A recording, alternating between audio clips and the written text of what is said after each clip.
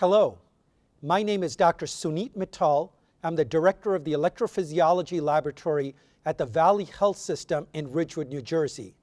Welcome to this global grand rounds titled the EffectivCRT Diagnostic. What is it and how does it work? At the end of this session, we will have time for questions. If at any point during the program you have a question, please scroll down in your video window and type your question in the box labeled questions. Cardiac resynchronization therapy is now considered accepted therapy in patients with congestive heart failure symptoms in the presence of left ventricular dysfunction and a wide QRS duration. We believe that by proper patient selection, proper lead positioning, and optimizing device reprogramming, we can achieve left ventricular reverse remodeling, which can help reduce the likelihood of atrial and ventricular arrhythmias, as well as heart failure. The ability to achieve reverse remodeling is critically important to cardiac resynchronization therapy. This is shown on these long-term data from the Cleveland Clinic, where they looked at the response of CRT therapy on the improvement in ejection fraction of the implanted patients. Super responders were those individuals in whom the ejection fraction improved by more than 20%. Responders were those individuals in whom the ejection fraction increased by 5 to 20%. And the non-responders were those individuals in whom the ejection fraction increased by 5% or less. The endpoint was survival without the need for heart transplantation or a left ventricular assist device. What we saw was that individuals who achieved super response to CRT therapy had a significantly lower likelihood of dying or needing these two endpoints. Well, this all begins with patient selection. We know that the patients who have the strongest indication for CRT therapy are those individuals in sinus rhythm, with a depressed left ventricular ejection fraction, who have left bundle branch block with a QRS duration of greater than 150 milliseconds, and continue to have symptomatic heart failure despite guideline-directed medical therapy. We also know that the benefits accrue in patients with left bundle branch block with narrower forms of QRS duration, as well as those individuals with non-left bundle branch block who also have a QRS duration of greater than 150 milliseconds. Additional candidates for CRT therapy include those individuals with atrial fibrillation, heart failure, in whom we expect to be able to achieve near 100% CRT pacing, and individuals with a depressed left ventricular function in whom we anticipate a high likelihood of right ventricular pacing. Now, in addition to patient selection, lead location is very important. The advent of quadrupolar leads allows us now to pace away from the apex, targeting the sites of greatest mechanical delay. Finally, I think it's worth emphasizing that pacing algorithms are also important to achieve the best clinical outcomes. Shown here is one such pacing algorithm, namely the adaptive LV algorithm, which LV paces synchronized to intrinsic RV conduction.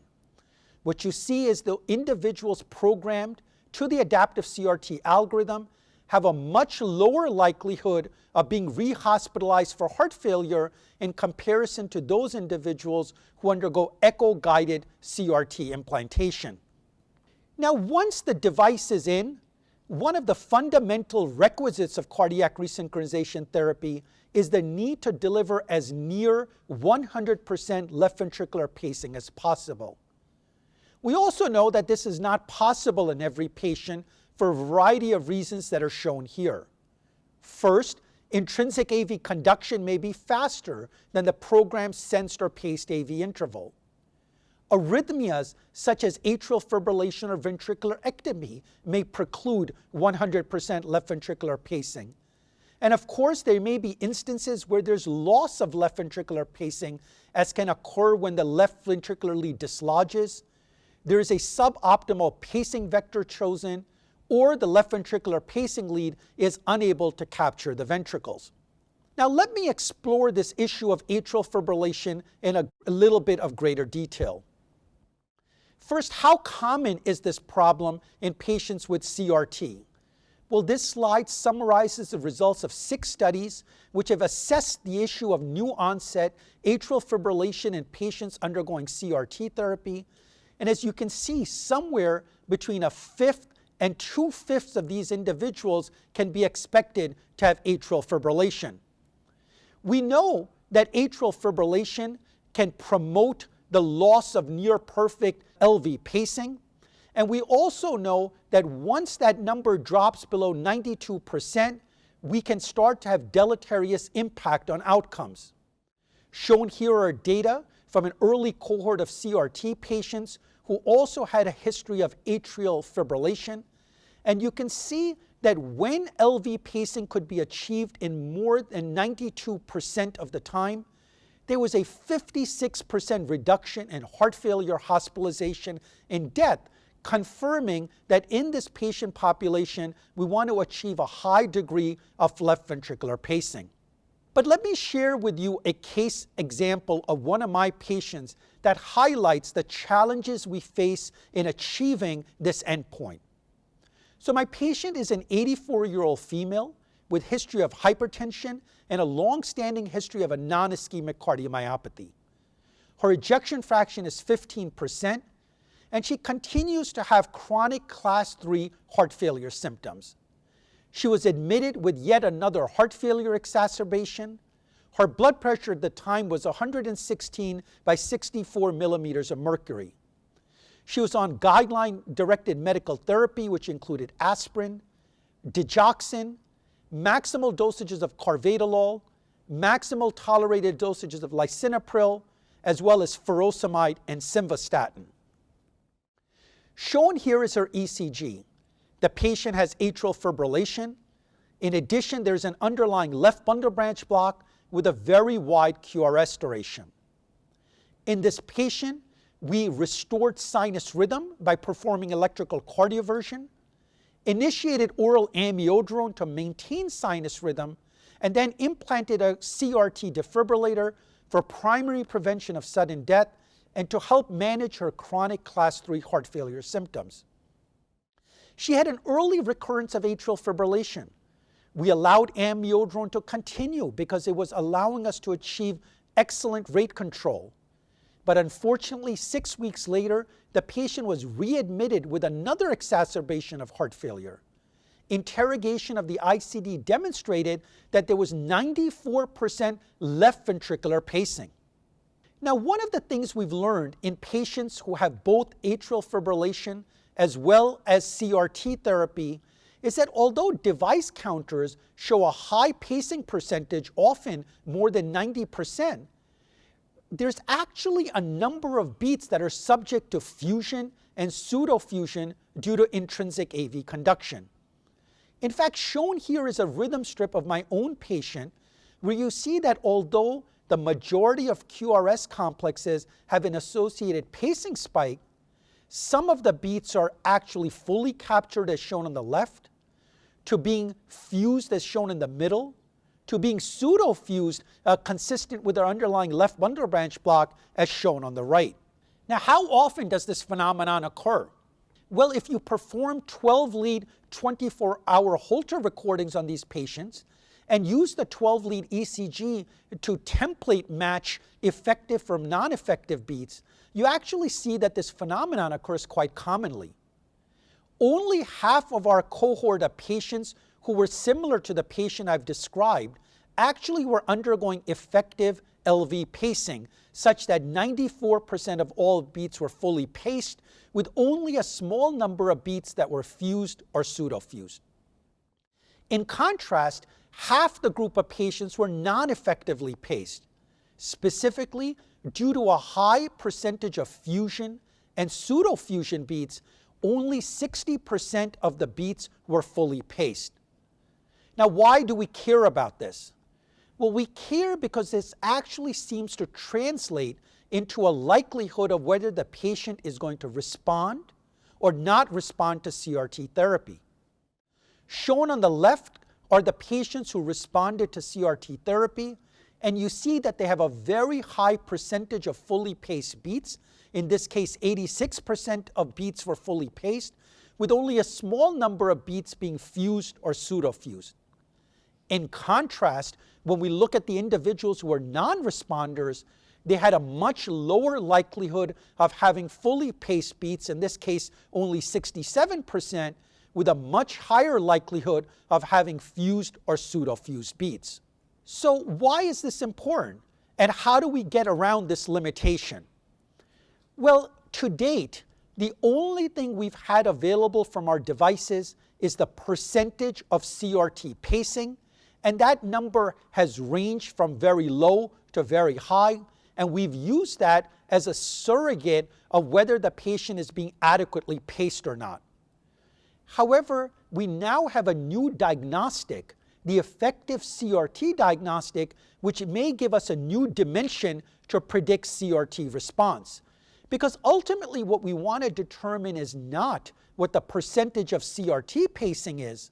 We want to determine the percentage of effective LV pacing to help us differentiate those patients who may be non-responders because they have a low percentage of effective LV pacing from those individuals who are responders because they have a high percentage of CRT pacing that is associated with an equally high percentage of effective LV capture. So how do we do that? Well, we do that by taking advantage of the ability to assess a unipolar electrogram that's obtained by looking at the LV cathode, which is the pacing electrode on the LV lead, to the right ventricular coil electrogram. Shown in the bottom is the unipolar electrogram that emanates when you take such an approach. You see a baseline, which in this case is at the 0 amplitude value. There is a minimum amplitude that occurs, as well as a maximal amplitude. And we can use that signature electrogram to stratify individuals to those that are fully and effectively paced, from those that are not paced at all, to those individuals who are pseudo-fused. And to understand that, I direct your attention to the 3 tracings on top. On the left is an example of a patient in which every LV beat is fully paced, and when that happens, you see this QS electrogram suggesting pacing away from the LV cathode. In the middle is an example of a patient in which there's loss of LV capture. An analogous situation would be RV-only pacing. Here you see that although you start off at the same 0 baseline, we now actually have mirror imaged the electrogram such that there is a positive or R wave instead of the QRS complex. And on the right is a pseudo-fused beat, which reflects a fusion in some way between the fully paced beat and the non-paced beat at all. The hallmark of this beat is an elevated electrogram or amplitude at baseline that is above the 0 line. Now let me show you another way to look at this by looking at what happens at biventricular pacing on the top left and the left ventricular pacing only on the top right as a function of different sensed AV intervals. So in this example, the patient's intrinsic AV interval is 190 milliseconds. And here we are modulating the AV interval ranging from 80 to 180 milliseconds. And you see that with either BiV or LV pacing, as we increase the AV interval from 80 to 160 milliseconds, the patient retains a QS morphology on their electrogram, suggesting that we continue to have effective LV capture. However, as that AV interval is increased slightly further to 180 milliseconds, we now have pseudo-fusion. And as we have pseudo-fusion, there's a sudden change in this electrogram such that the baseline elevates beyond the 0 mark. This tells us that the AV interval has become too long for that patient, and that intrinsic conduction is taking place and resulting in pseudofused beats. In contrast, when you look at the bottom, which is an RV-only beat, the signature is entirely different. We have a broad-waved R wave and complete absence of this QS electrogram. And by using this data, we can now classify these beats into their different characteristics. Now, how well does this approach work? Well, these data show that this approach works reasonably well. By using the surface ECG as the gold standard to distinguish effective LV beats from pseudofused beats, from beats that were not captured whatsoever, we see that the algorithm 98% of the time could classify effective LV beats, 76% of the time classify pseudofused beats, and 100% of the time classify beats in which there was loss of LV capture. Now, one of the interesting things about this diagnostic is that it is a new diagnostic available to us within the programmer. So shown on the left is a patient who's in sinus rhythm undergoing biventricular pacing. Each of the 6 beats is associated with a paced complex. The first 3 show evidence of pseudofusion, which is an example of an ineffectively paced beat, and the beats on the right show a fully captured LV beat, which are examples of effectively captured LV beats. Now, historically, traditional counters would have reflected this patient to be undergoing 100% left ventricular pacing. However, with the availability of this diagnostic, the diagnostic would tell us while the patient was undergoing 100% left ventricular pacing, that only 50% of these beats were effectively being captured, allowing us to make clinical judgments on how to manage this patient going forward. Now, why is this important? Well, certainly in patients undergoing CRT therapy who have atrial fibrillation, this has huge implications. And to highlight that, I would like to show the data from this study, the CERTiFy study, in which the investigators evaluated nearly 7,400 patients undergoing CRT implantation. The patients were divided into those patients who were in sinus rhythm versus those individuals who had atrial fibrillation. And of the patients who had atrial fibrillation, the group was further divided into those individuals in whom an AV junction ablation was performed versus those individuals who were treated with drug therapy alone. Now, this slide shows the long-term mortality of these 3 groups of patients. What we see is that patients in sinus rhythm and those in whom an AV junction ablation was performed had very similar long-term outcomes. However, individuals with atrial fibrillation treated with drugs had a 52% increase in mortality. Now, what these data show us is that drug therapy is maybe insufficient in these individuals, but they raise the issue whether we should be doing AV junction ablation in all of these patients. I think most clinicians will recognize that a lot of patients are hesitant to undergo AV junction ablation for the overall implications it has for them over the long term. This then begs the question, is there something we can do to increase the percentage of effective LV pacing without having to resort to these more aggressive interventions such as AV junction ablation? Put it another way, is there anything that can be done from a device perspective that can help us convert our non-effectively paced patients into a higher likelihood of being effectively paced? It's with that in mind that the EffectivCRT algorithm, which is operative during atrial fibrillation, was developed. The basic concept of the algorithm is to maintain effective pacing in the presence of atrial fibrillation by assessing this LV cathode to RV electrogram. If the paced beat is ineffectively captured, the algorithm automatically increases the pacing rate to promote as high as possible percentage effective LV pacing. And if the paced beat is effectively captured, the algorithm slowly dials down the pacing rate to ensure that the lowest pacing rate is achieved to achieve the highest level of percentage LV pacing. Now let me show you this algorithm in this graphical format. So in a patient in whom the effective CRT during AF algorithm is programmed on, nothing happens until the patient develops atrial fibrillation. When an episode of atrial fibrillation is detected, the device goes into an initiation mode where 30 beats are analyzed, and based on that, the pacing rate is adjusted.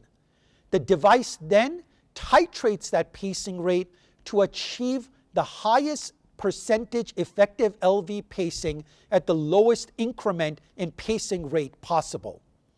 Once the patient returns to sinus rhythm, the algorithm automatically programs off. So what are the clinical data to support this algorithm?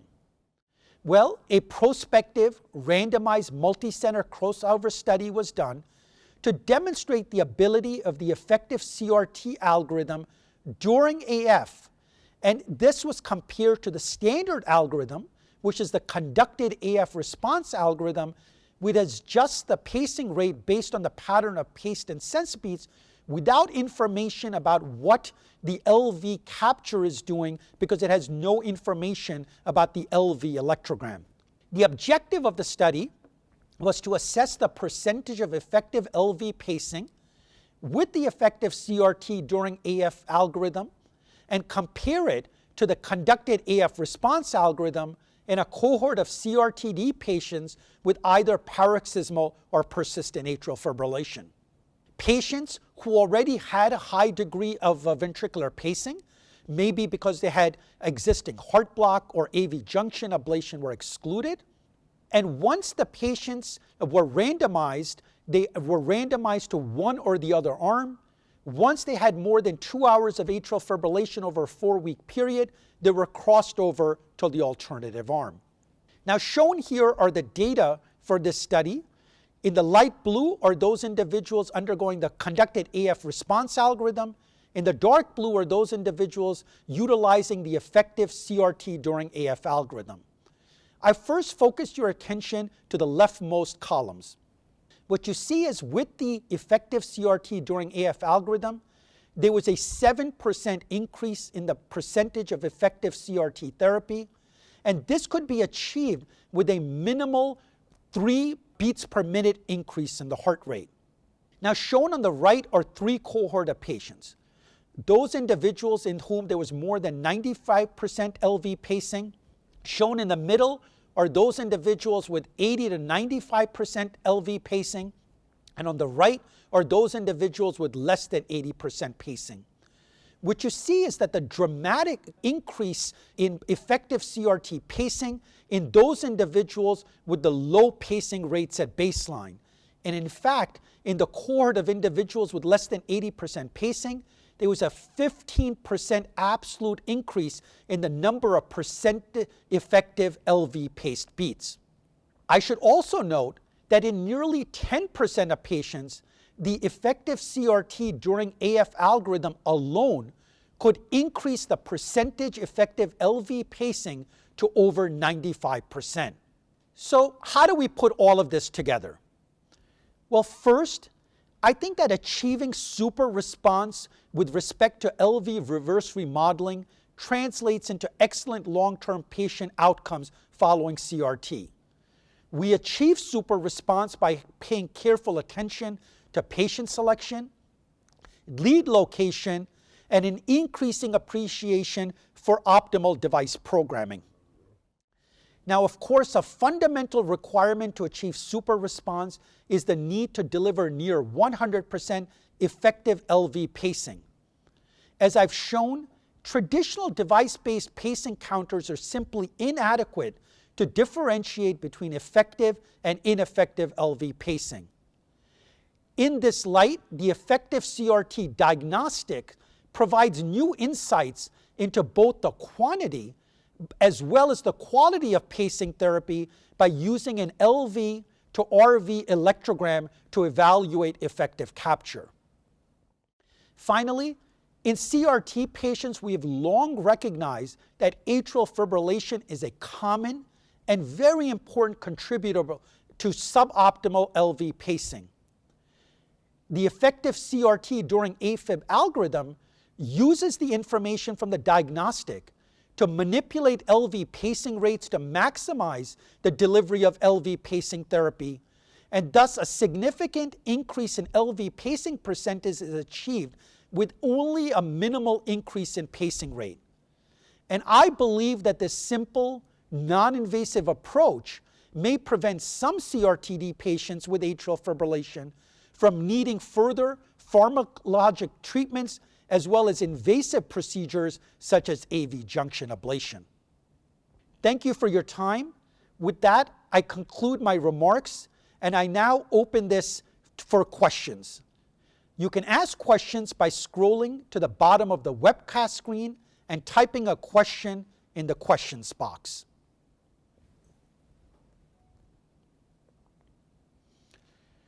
Okay, so the first question is, why do you believe that increasing percentage effective CRT will improve patient outcomes? Well, as I've shown, is that we've long recognized that we want to achieve near perfect percent LV pacing. But to date, we've been blinded to the fact whether percentage LV pacing is an effective beat or an ineffective beat. I think having this new diagnostic will essentially allow us to differentiate these two and allow us to therefore maximize effective LV pacing, which is what we believe is fundamentally necessary to achieve the best patient outcomes following CRT therapy.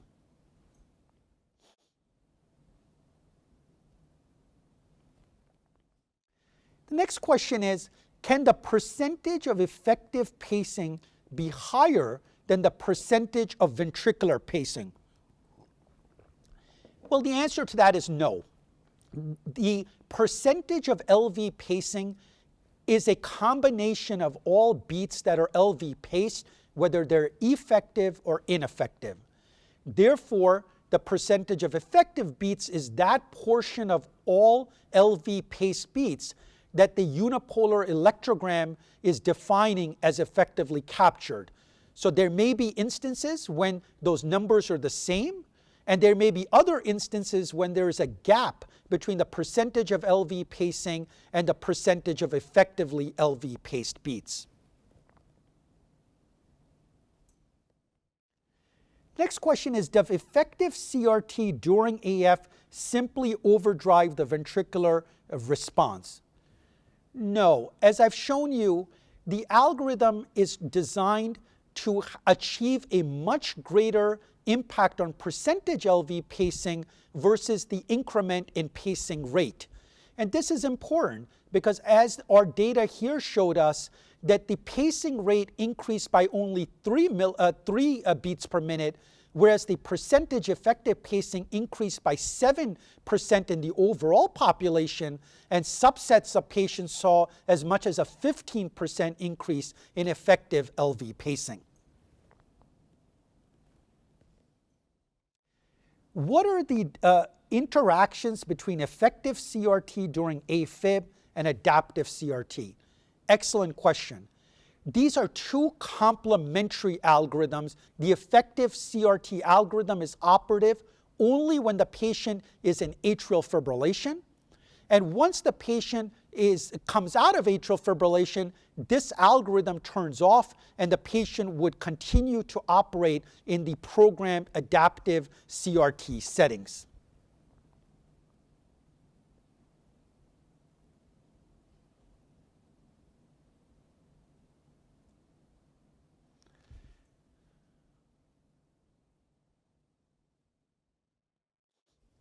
Please comment on how device clinic staff and heart failure clinic staff can collaborate to maximize the treatment of these individuals. That's another excellent question.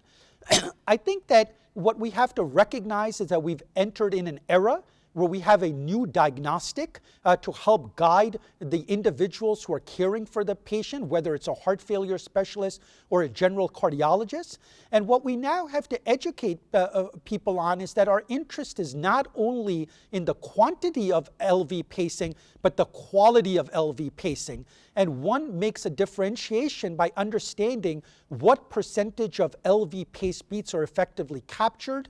And by understanding what accounts for that difference, we address those issues to ensure that this occurs with almost 100% certainty. And again, that requires a collaborative effort between all practitioners who are involved in the care of the individual patient.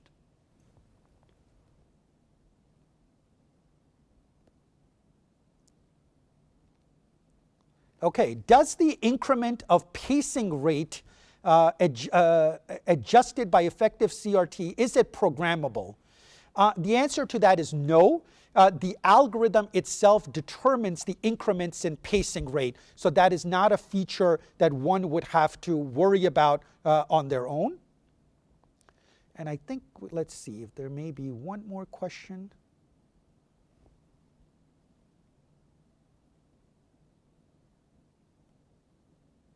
Okay. Well, I think that's the last of the questions. If I have not gotten to any of the questions, there'll be an opportunity to receive a response afterwards. With that, I would like to conclude our global grand rounds. I thank you for your attention during this presentation. This event has been recorded and will be made available on the Medtronic Academy website